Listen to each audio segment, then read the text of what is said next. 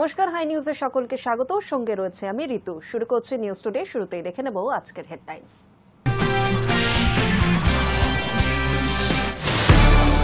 বিধানসভার বিশেষ অধিবেশনে তুলকালাম। বাঙালি হেনস্থা ইস্যুতে উত্তাল বিধানসভা, হইচই বিজেপি। সাসপেন্ড শঙ্কর ও অগ্নিমিত্রা। মার্শাল ডেকে বার করা হয় শঙ্কর ঘোষকে।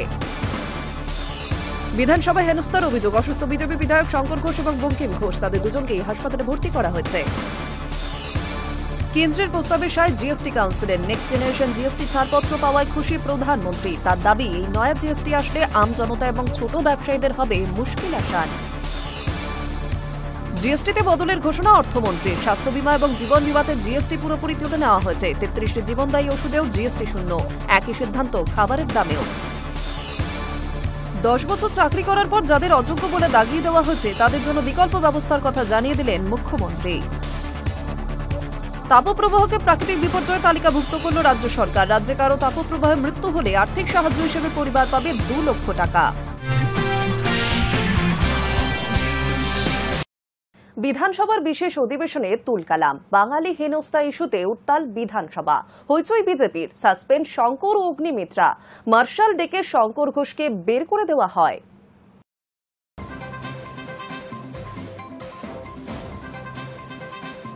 বাংলা ভাষার মর্যাদা রক্ষার অঙ্গীকারে মঙ্গলবার থেকে বিধানসভায় শুরু হয়েছে আলোচনা। বৃহস্পতিবার মুখ্যমন্ত্রী মমতা বন্দ্যোপাধ্যায়ের ভাষণ শুরু হতেই উত্তাল হয়ে ওঠে পশ্চিমবঙ্গ বিধানসভা। স্লোগানের ঝড়।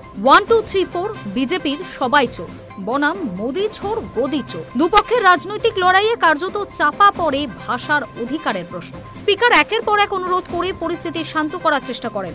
বলেন, এটা তামাশার জায়গা নয়। কিন্তু কেউ কারো কথা শুনতে নারাজ। এমন পরিস্থিতিতে মুখ্যমন্ত্রীর সাফ বার্তা, আপনারা একতরফা স্লোগান দিলে জনগণের ধাক্কা দিয়ে আপনাদের বিধানসভায় জিরো করে দেব। এরপরেই গর্জে ওঠেন মমতা বন্দ্যোপাধ্যায়। বলেন, বাংলা ভাষার অপমান করলে মানুষ ক্ষমা করবে না। বিজেপি বাংলা জানে না বাংলার আন্দোলনের ইতিহাস।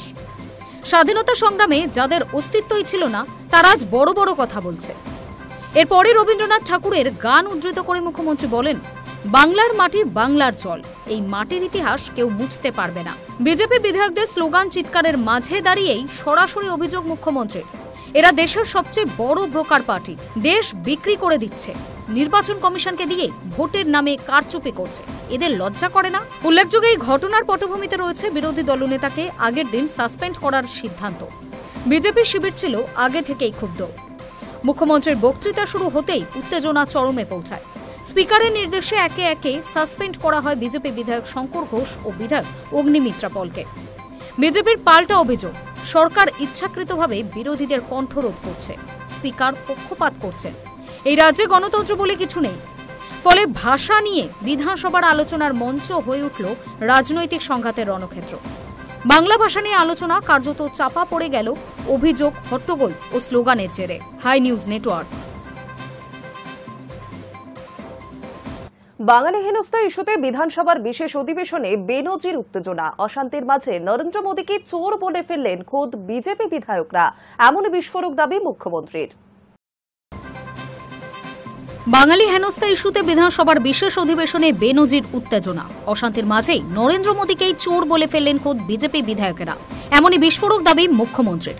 তাদের এই কথা বলতে বারণ করলেন তিনি। ধিক্কার জানিয়ে বলেন, লজ্জা করে না নিজেদের নেতাকে চোর বলতে?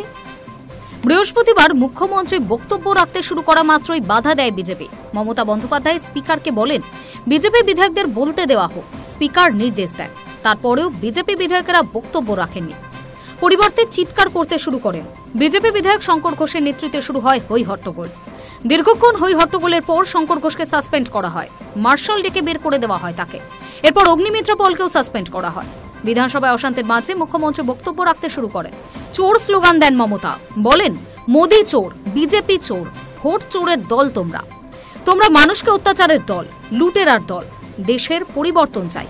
বিজেপি হটাও, দেশ বাঁচাও। তোমাদের জিরো করে দেব। দেশ বিক্রি করে দিয়েছ, লজ্জা করে না?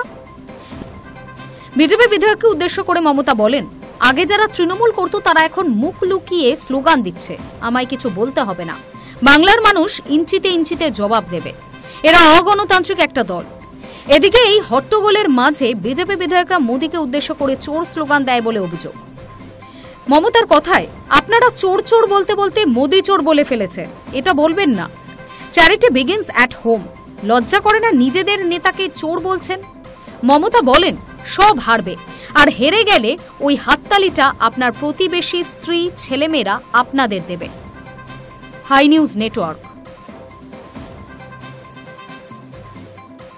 বিধানসভায় হেনস্থার অভিযোগ। অসুস্থ বিজেপি বিধায়ক শঙ্কর ঘোষ এবং বঙ্কিম ঘোষ, তাদের দুজনকেই হাসপাতালে ভর্তি করা হয়েছে।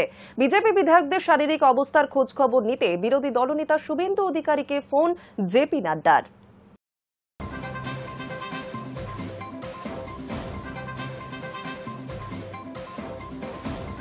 বিধানসভায় হেনস্থার অভিযোগ। অসুস্থ বিজেপি বিধায়ক শঙ্কর ঘোষ এবং বঙ্কিম ঘোষ, তাদের দুজনকেই হাসপাতালে ভর্তি করা হয়েছে। বিজেপি বিধায়কদের শারীরিক অবস্থার খোঁজ খবর নিতে বিরোধী দলনেতা শুভেন্দু অধিকারীকে ফোন জেপি নাড্ডার। বৃহস্পতিবার মুখ্যমন্ত্রী বক্তব্য রাখতে শুরু করা মাত্রই বাধা দেয় বিজেপি। মমতা বন্দ্যোপাধ্যায় স্পিকারকে বলেন বিজেপি বিধায়কদের বলতে দেওয়া হোক। স্পিকার নির্দেশ দেন। তারপরও বিজেপি বিধায়করা বক্তব্য রাখেননি, পরিবর্তে চিৎকার করতে শুরু করেন তারা। বিজেপি বিধায়ক শঙ্কর ঘোষের নেতৃত্বে শুরু হয় হই হট্টগোল। দীর্ঘক্ষণ সেই হই হট্টগোল চলার পর শঙ্কর ঘোষকে সাসপেন্ড করা হয়। তাকে বিধানসভা থেকে বের করতে মার্শাল ডাকা হয়। সেই সময় মার্শালকে বাধা দেন শঙ্কর। হাতাহাতি শুরু হয়। অভিযোগ ধাক্কাধাক্কিতে মাটিতে পড়ে যান শঙ্কর। এরপর বিজেপি বিধায়ককে বাইরে বের করে দেওয়া হয়। গেরুয়া শিবিরের দাবি ধাক্কাধাক্কিতে অসুস্থ হয়ে পড়েন শঙ্কর ঘোষ। শুভেন্দু অধিকারী তাকে হাসপাতালে পাঠান। সেখানে ভর্তি রয়েছেন বিজেপি বিধায়ক। তবে তারপরও বিধানসভায় অশান্তি চলতে থাকে। বিজেপি বিধায়ক বঙ্কিম ঘোষকেও সাসপেন্ড করা হয়। শুভেন্দু বিধানসভার বাইরে সাংবাদিক বৈঠকে দাবি করেন বঙ্কিম ঘোষের হৃদযন্ত্রে স্টেন বসানো হয়েছে, তাকে হাসপাতালে ভর্তি করা হয়েছে। ইতিমধ্যে এই প্রসঙ্গে জেপি নাড্ডার সঙ্গে ফোনে কথা হয়েছে শুভেন্দু অধিকারীর। অসুস্থ বিধায়কদের ছবি ভিডিও নিয়েছেন তিনি। Hi news network.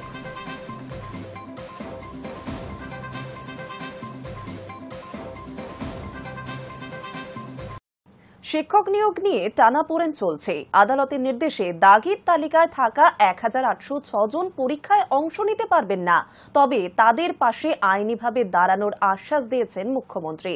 বৃহস্পতিবার শিক্ষক দিবসের অনুষ্ঠানে জানালেন মুখ্যমন্ত্রী মমতা বন্দ্যোপাধ্যায়। শিক্ষক নিয়োগ নিয়ে টানাপোড়েন চলছেই। 2016 সালের নিয়োগ প্যানেল সুপ্রিম কোর্টে বাতিল হওয়ার পর আদালতের নির্দেশে যোগ্য অযোগ্য তালিকা প্রকাশিত হয়েছে। নতুন করে শিক্ষক নিয়োগের জন্য আগামী 7 ও 14 সেপ্টেম্বর পরীক্ষা নেওয়া হবে।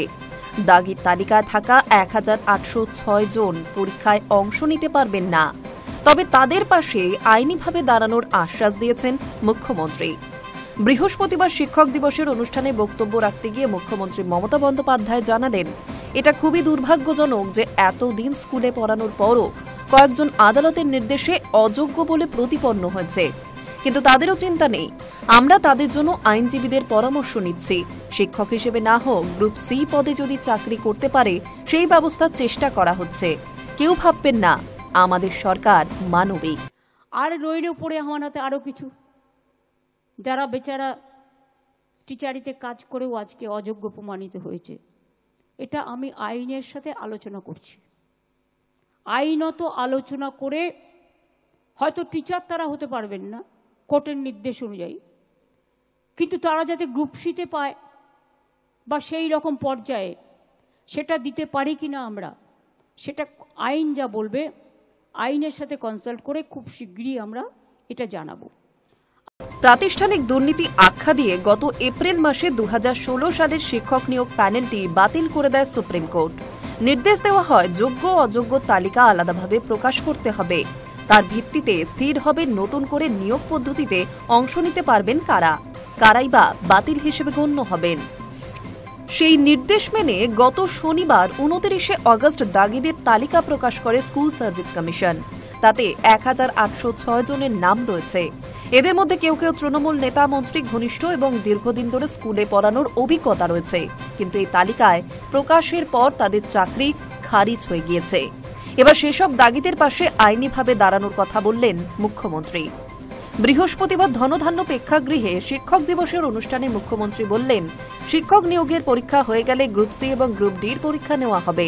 বেচারা যারা এতদিন স্কুলে পড়ানোর পরও অযোগ্য বলে প্রতিপন্ন হয়েছে, আদালতের নির্দেশে তাদের পাশে রাজ্য সরকার আইনিভাবে থাকছে। আমাদের সরকার মানবিক, স্কুল শিক্ষক না হলেও গ্রুপ সি পদে যদি চাকরি পান তারা, সেই জন্য আইনি পরামর্শ নেওয়া হচ্ছে। Hi news network.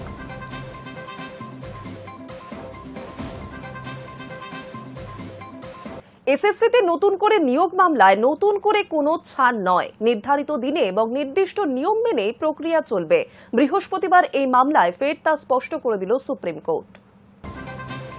এসএসসিতে নতুন করে নিয়োগ মামলায় নতুন করে কোনো ছাড় নয়, নির্ধারিত দিনে এবং নির্দিষ্ট নিয়ম মেনেই প্রক্রিয়া চলবে। বৃহস্পতিবার এই মামলায় ফের তা স্পষ্ট করে দিল সুপ্রিম কোর্ট। এদিন বিচারপতি সঞ্জয় কুমার ও বিচারপতি অলোক আরাধের বেঞ্চে এসএসসির মামলার শুনানি ছিল। বিশেষভাবে সক্ষম এক শিক্ষক ও অবসরের বয়স পেরিয়ে যাওয়া আরেকজন শিক্ষক আগামী 7 ও 14 সেপ্টেম্বরের পরীক্ষায় বিশেষ ছাড়ের আবেদন জানায়। সে আবেদন খারিজ করে শীর্ষ আদালত জানায়, এই বিষয়ে আগেই যা বলার বেঞ্চ বলে দিয়েছে, নতুন করে আর কোনো নির্দেশ দেওয়া হবে না। সুপ্রিম কোর্ট 2016 সালের শিক্ষক নিয়োগ প্যানেল বাতিল করে দেওয়ার পর নতুন করে নিয়োগ প্রক্রিয়া শুরু হয়েছে। আগামী 7 ও 14 সেপ্টেম্বর যোগ্যদের জন্য পরীক্ষা হবে। তাতে বেশ কিছু ছাড়ও দেওয়া হয়েছে। বিশেষভাবে সক্ষম এক শিক্ষক ও অবসরের বয়স পেরিয়ে যাওয়া আরেকজন ছাড়ের আবেদন জানান। বৃহস্পতিবার সেই মামলার শুনানি ছিল, আর তাতেই বিচারপতিরা জানান, এই বিষয়ে আগেই যা বলার বেঞ্চ বলে দিয়েছে, নতুন করে আর কোনো নির্দেশ দেওয়া হবে না। এরপর রাজ্যের উদ্দেশ্যে শীর্ষ আদালতের কড়া বার্তা, আগেই অনেকের ভবিষ্যৎ নষ্ট হয়েছে, কোনোভাবেই আর যেন তা না হয়। এদিন এসএসসি ইস্যুতে সর্বোচ্চ আদালত রাজ্যকে তুলোধনা করেছে। বিচারপতিরা জানান, আপনারা অযোগ্য প্রার্থীদের হয়ে সওয়াল করতে এজিকে পাঠিয়েছেন হাইকোর্টে। এই অযোগ্য প্রার্থীরা আপনাদের কতটা ব্লু আইড যে তাদের আবার স্মাগল করার জন্য এজিকে দিয়ে সওয়াল করিয়েছেন। এতজনের জীবন নষ্ট করেছেন, এখন আবার টেন্টেডদের স্মাগল করতে চাইছেন। রাজ্যের অবস্থানকে শকিং বলে উল্লেখ করেন বিচারপতি সঞ্জয় কুমার। রাজ্যের আইনজীবীকে হাইকোর্টের রায় কপি জমা দিতে বলে ডিভিশন বেঞ্চ। বিচারপতি কুমার বলেন, আমাদের কাছে রেখে দেব পরবর্তী রায়ের রেফারেন্সের জন্য। Hi news network.